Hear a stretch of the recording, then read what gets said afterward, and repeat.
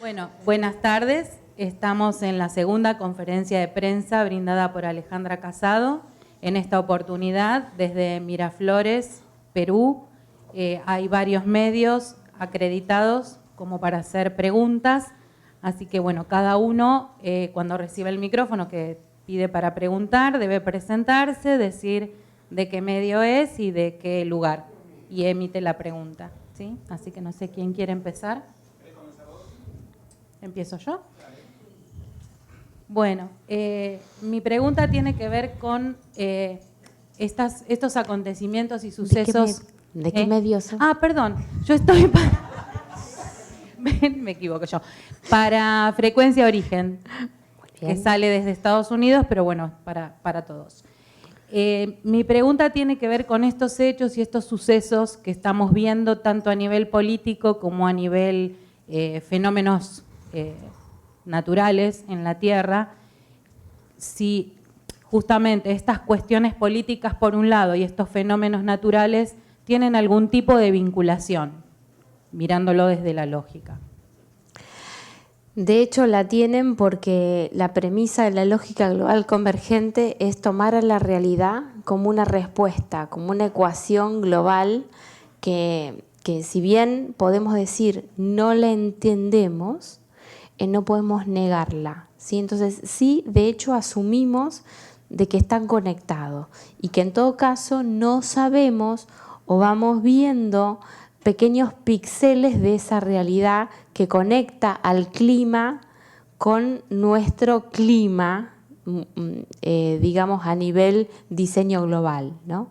Pero sí hay una conexión. Partimos de la respuesta afirmativa desde una perspectiva lógica, que no implica tener esa respuesta como una respuesta neurológica, ¿sí? Neurológica es lo que vamos pudiendo desarrollar de la conectividad espaciotemporal de la lógica, la implicancia personal y particular dentro de este contexto global, y se empieza a ver neurológicamente algunas cosas, ¿sí? Entonces, la respuesta es categóricamente sí desde lo lógico, y eso no implica que desde lo neurológico yo pueda tener o alguien pueda tener todas las conexiones, ¿sí? Perfecto, muchas gracias. Hola, Leslie Briceño, de México, para Receptor Lógico. Hay una frase que anoté acá y me gustaría, si es posible, que la abrieras un poco. Lo posible me lastima porque hiere mi fantasía. Bueno, esa frase se está refiriendo a lo que es el conflicto del receptor que llamamos herido en la izquierda. Herido en la izquierda es una identidad que es netamente positiva y que no tiene el acceso, no se vincula con el aspecto negativo de ese positivo. Por lo tanto, a lo que es así como es, lo percibe como algo dado o como una suerte de condena o beneficio, no importa, pero es algo dado, ¿no? Y que es algo que eventualmente no puede cambiar. Entonces, que tiene que convivir, acostumbrarse con eso. Entonces, lo que hace es empezar a vivir de fantasías, ¿sí? Entonces, va a tener una fricción entre la realidad y la fantasía, ¿sí? Y lo que es posible para su realidad le va a fracturar su fantasía. Por eso es que nunca puede pararse en su posibilidad real, porque va a estar hiriendo a esta fantasía, ¿no? Esta fantasía que respira a través de la fantasía. El inconsciente biológico está engañado, entonces no se conecta de manera real, sino de manera fantástica. Entonces, bueno, simplemente viendo la lógica de esto comienza a cambiar, ¿sí? Simplemente viendo las nociones espaciotemporales que provocan la herida del receptor izquierda,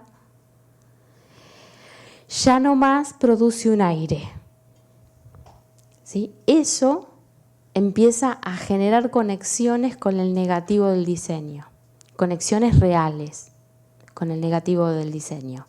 La fantasía empieza a ocupar un lugar menor y la realidad un lugar mayor. Pero ya ese lugar mayor es un lugar respirable. ¿Sí? Bueno. Gracias. Mi nombre es Sandra Castañeda Calvo, Acceso Directo Global, programa de radio emitido desde Chile y Argentina.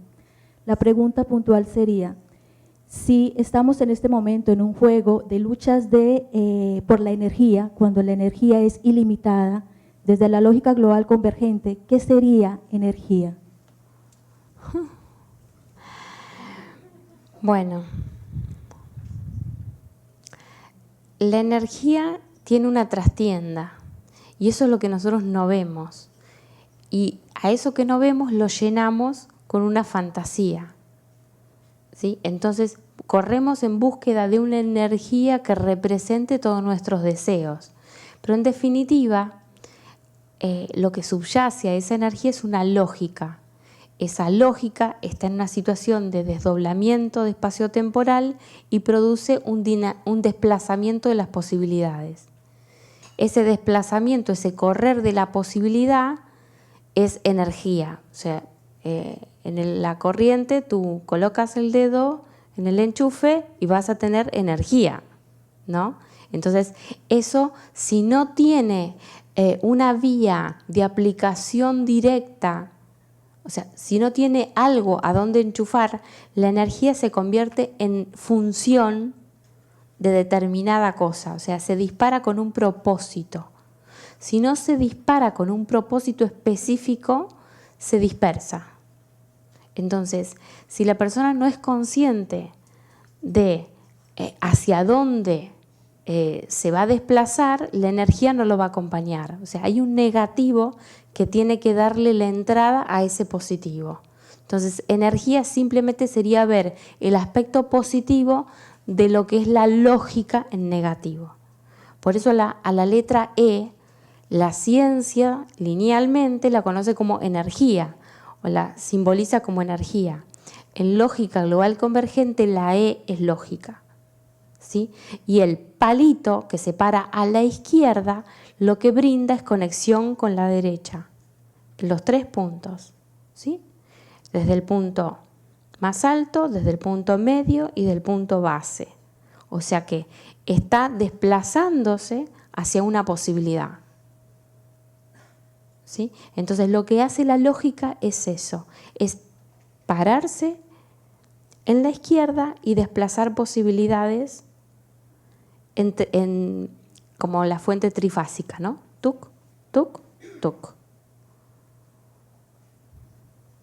O sea, la estructura lógica es lo que le da el desplazamiento a lo que nosotros llamamos energía. ¿Sí? No, si no hay finalidad, en fin, toda la estructura espaciotemporal tiene que ver con eso. No sé si la pregunta está contestada desde donde fue preguntada, pero...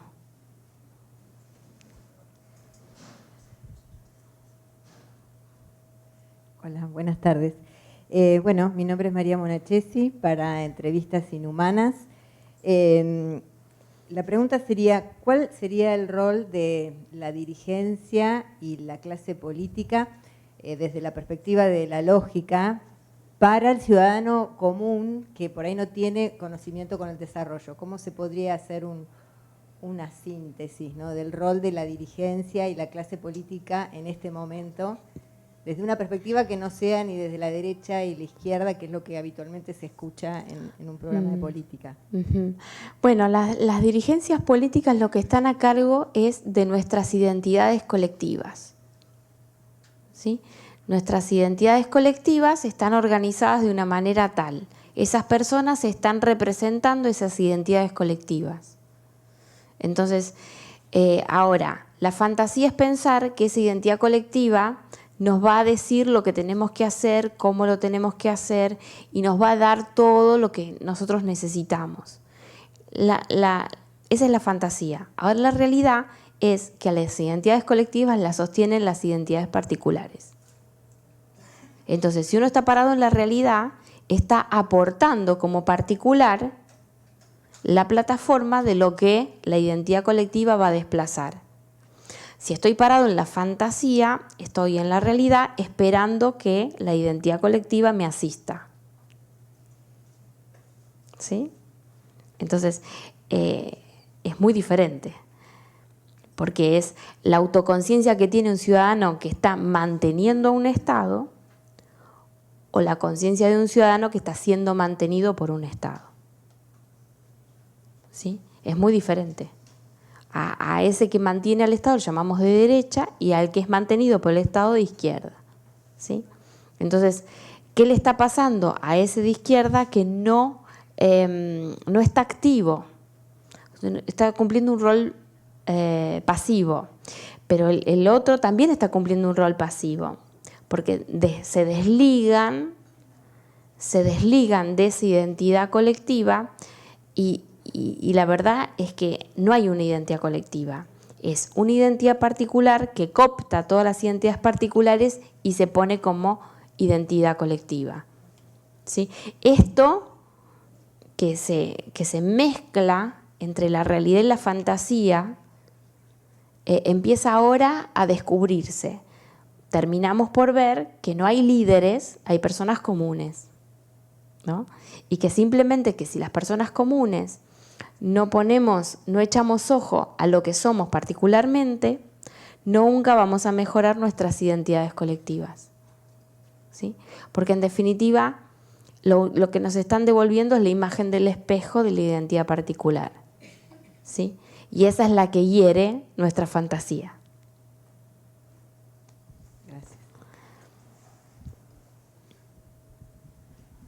Me llamo Juani Moral, desde Hipervínculo Tierra, y para preguntarte el tema de la educación, la problemática que estamos teniendo con los niños, que ya empiezan a ver la vida desde otro punto de vista, no quieren ir al colegio, y ahí estamos viendo un poco de problemática en eso. ¿Cómo lo ves tú desde la ley?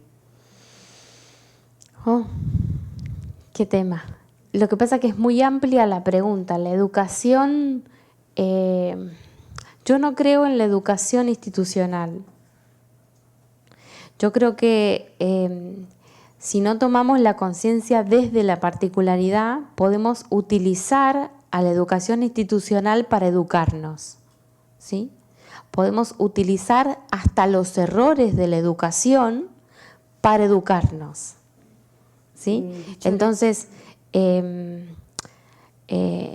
pasa? Que yo desvalido categóricamente que el Estado nos eduque, ¿sí?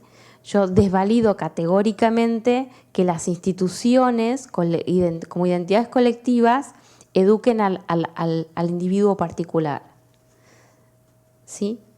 O sea, el individuo particular nace y cada vez más con un nivel de autorreferencia y de autoconciencia muy distinto que los tiempos antiguos.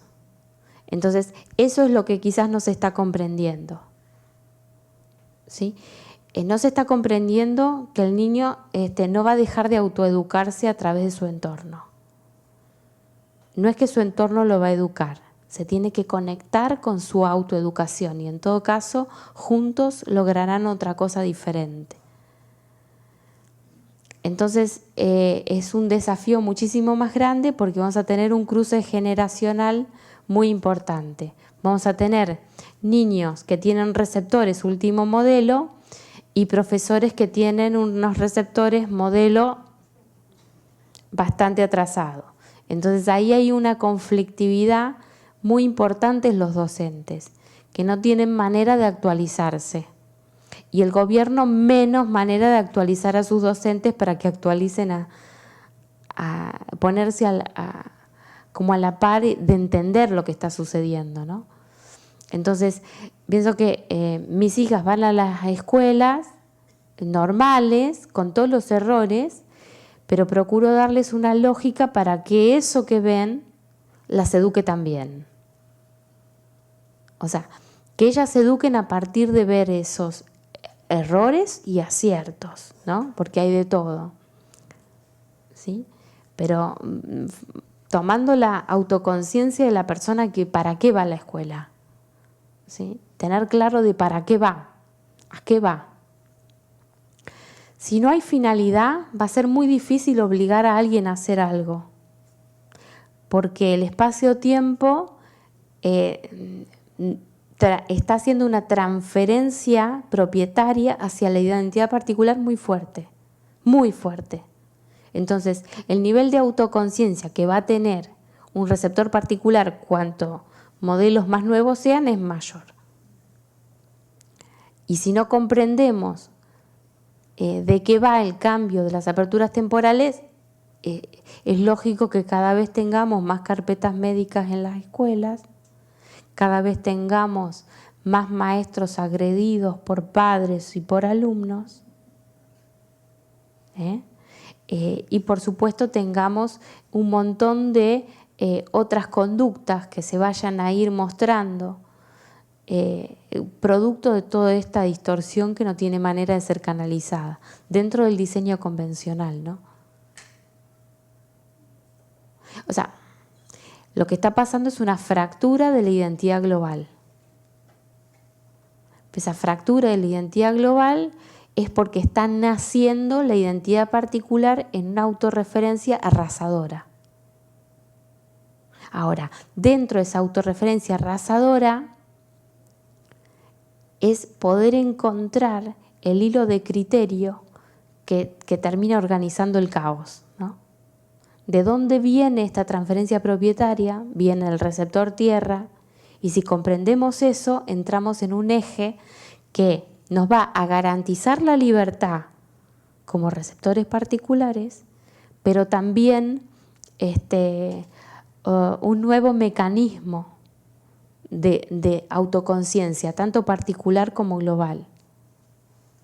Es una conciencia espaciotemporal distinta. Entonces, bueno, el problema de los docentes es muy amplio, pero terminan siendo los semáforos que están avisando que la conexión con las nuevas generaciones está fallando. Entonces ellos lo que hacen es pedir más sueldo, por lo menos en la Argentina, porque dice algo que me justifique al menos este infierno que tengo que abordar diariamente, ¿no?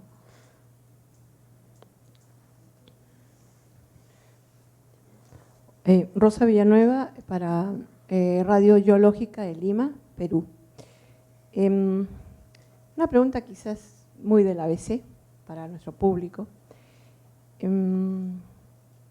Esa autoconciencia, bueno, hablando de la conciencia, si la falta de conciencia sería considerada como un error, ¿cómo procesar ese error o falta de conciencia desde una mirada lógica?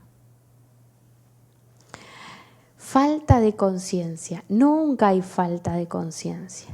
Nunca hay falta de conciencia. La conciencia va a ser relativa al diseño observador, ¿sí? El diseño observador de su realidad va a tener una conciencia. Es un marco que le da un mapa de ese territorio y se desplaza en ese territorio según ese mapa, ¿sí? Esto es muy programación neurolingüística, pero es lo que mejor lo describe. Ahora, ¿qué pasa cuando ese territorio, una vez que lo encuentra, no coincide con ese mapa, donde la realidad no coincide con esa idea que tengo de la realidad? Y a eso le llamamos el error, ¿no? Entonces, tomamos eso como una cosa denigrante del diseño hasta el momento, ¿no? Como cuando yo tengo un mapa equivocado, lo tomamos como una desvalidación de mi identidad, ¿sí? Soy un burro, no sé tal cosa, fallo en esto, fallo en el otro, ¿sí? Esa es la mirada lineal. Ahora, la mirada no lineal es que ese error me está hablando de una inmensa oportunidad, ¿sí? Si yo tomo otra lógica para ver a ese error y ampliar ese mapa, eso cambia. Entonces ya, en vez de decirme a mí mismo qué tonto que soy, que fallé en esto, entender que el fallé en esto está hablando ese aspecto que yo tengo vedado. Cuando mi escucha a ese aspecto vedado es como en son de paz, se me amplía el criterio y se resignifica mi mapa. ¿Sí? Eso no lo puedo hacer si tengo la izquierda herida. Si tengo la izquierda herida, me voy a sentir un tonto, un burro, un inservible, un inútil. Y todas esas descalificaciones hacen que yo no pueda utilizar el error en positivo. Lo uso como un elemento de tortura. ¿Sí? Básicamente es eso. ¿Sí?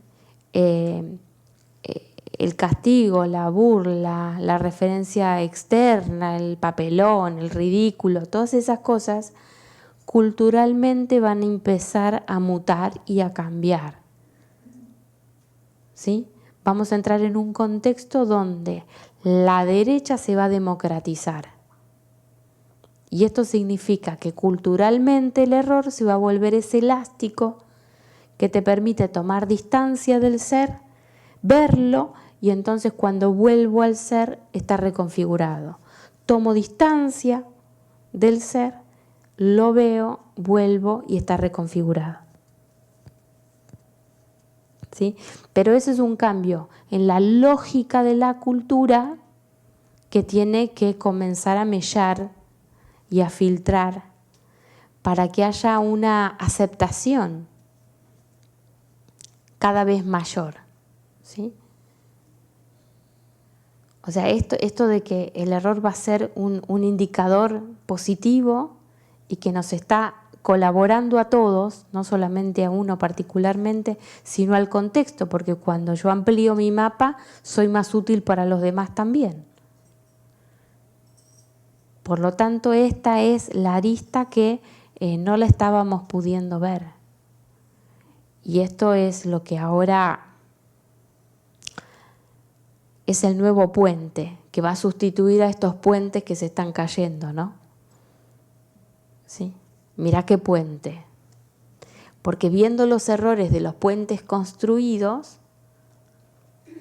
vamos a generar mejores puentes. Y nos vamos a dar cuenta que la mirada tiene que ir más allá de la superficie, que tenemos que tener una mirada más de ingenieros, ¿sí? No tan de poetas, ¿sí? Te pinto un lindo puente, pero después te lo construyo de una manera que no sirve.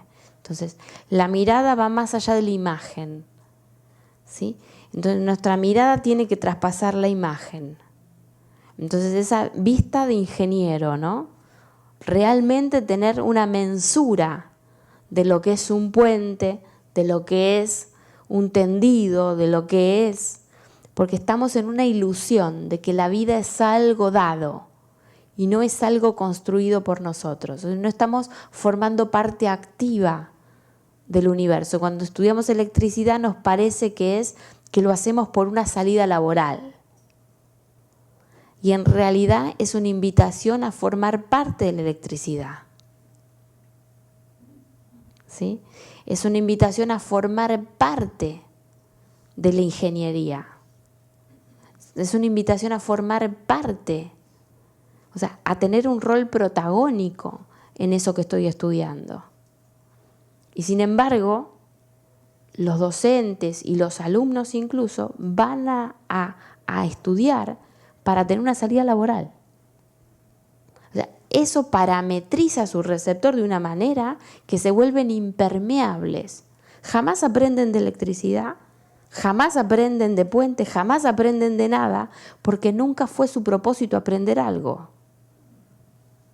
Solo tener una excusa para ganar dinero.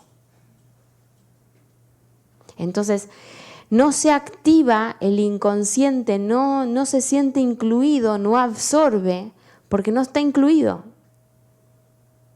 No nos sentimos parte de lo que aprendemos. ¿Sí?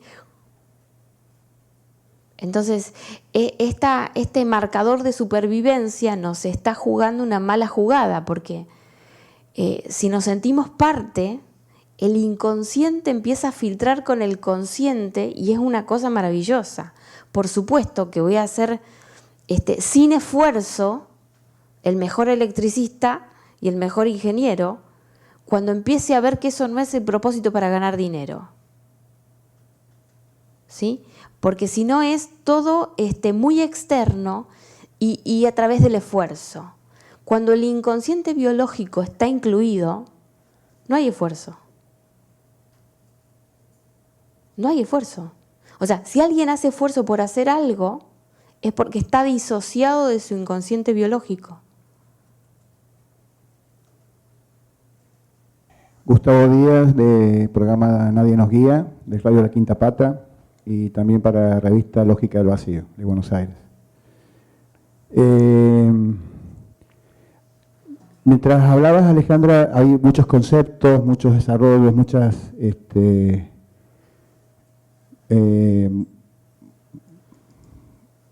muchos puntos que se van abriendo nuevos, ¿no? Y nuestra radio está justamente sale por el aire y está en un barrio bastante popular en Córdoba, que es el barrio San Vicente. Y mucha gente nos hace llegar la inquietud de que por más que nosotros tratamos de bajar y bajar y bajar, ¿viste? Muchas veces se quedan en la ignorancia, no entienden. Y esto un poco recién que decías vos, que hace falta una nueva lógica, ¿no? Para esta cultura nueva que hay que desarrollar. Entonces, te voy a hacer una pregunta muy básica, pero me parece que da pie también para esta instancia en donde hay mucha gente común que se va a asomar a lo que es la lógica global convergente. Y la pregunta es la siguiente, ¿no? ¿Para qué una lógica nueva? ¿Para qué es una lógica global convergente? ¿Y por qué es tan importante el hombre común? Bueno, son abismos muy grandes.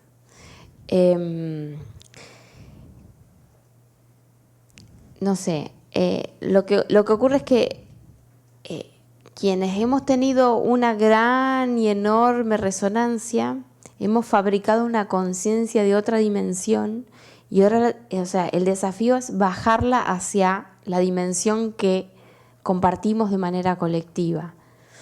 Entonces, en este sentido, va a depender de una tarea meritoria de nuestra parte, de cómo estar en el instante aplicando la coherencia funcional dentro del momento particular que estemos.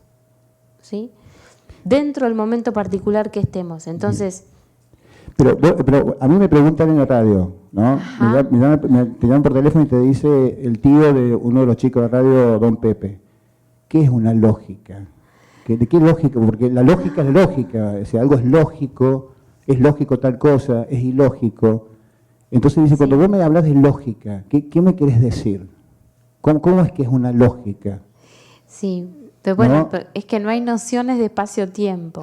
Bueno, es la pregunta que yo no te quise terminar de hacer porque no sabía si se ampliaba mucho, pero hablamos mucho de esto, de que vos la persona común no la podés abordar si no tiene una noción de espacio-tiempo. Exactamente. Y es una realidad concreta, es algo muy complejo, como decimos, es un abismo, pero es una realidad concreta. Si la persona no le podés dar una noción de espacio-tiempo, no podés comunicarte. Y ahí está el nudo, ¿ves? Sí. Porque podemos hablar un montón lindo, ¿viste? De la lógica y tratar de como dibujarla de una manera, pero la gente en el fondo te dice, y ahí está el tema, ¿no? El espacio-tiempo, ¿no? La noción. Entonces, es una pregunta que puede ser muy compleja, ¿no? Entiendo, pero también es como, a lo mejor podemos encontrar algo sencillo para que las personas... Lo que pasa que va a depender de la permeabilidad que tenga este contexto y que se permee, ¿no? Hasta que eso no pase por una filtración natural, el diálogo va a tener que estar, ¿cómo te puedo decir? Filtrado dentro de un diálogo común. Bien. ¿Sí? Filtrado dentro de un diálogo común. Dentro de un diálogo común puedes hablar de una lógica espectacular y puedes hacer que la persona vea cosas que no veía en su mismo entorno, pero te tenés que posicionar en esa realidad. ¿Sí? Y esa va a ser tu destreza de bajar al contexto. Bien. ¿Sí? Hace 2 días estuvo en el banco pidiendo una tarjeta de crédito corporativa y entonces había una señorita que me preguntaba a qué me dedicaba, ¿no? Entonces, bueno, utilizando ese contexto, medianamente le empiezo a dar frases, ella me daba pautas, entonces yo redefinía las frases y entonces esa es una tarea mía por comunicarme con el contexto y una devolución donde yo voy a ver en base a su respuesta dónde está y entonces voy a elaborar otra frase para recepcionar eso, ¿sí? Y ahí va a haber una comunicación, ¿no? Pero quiero decir, voy a tener que adaptar lo que digo a lo que el otro puede comprender, ¿sí? Porque no le puedo hablar sobre cosas que el otro no tiene ni idea de que existen. Claro. ¿Sí? Entonces, si no tiene nociones de existencias multidimensionales, listo, no está esa ventana abierta para esa persona en este momento.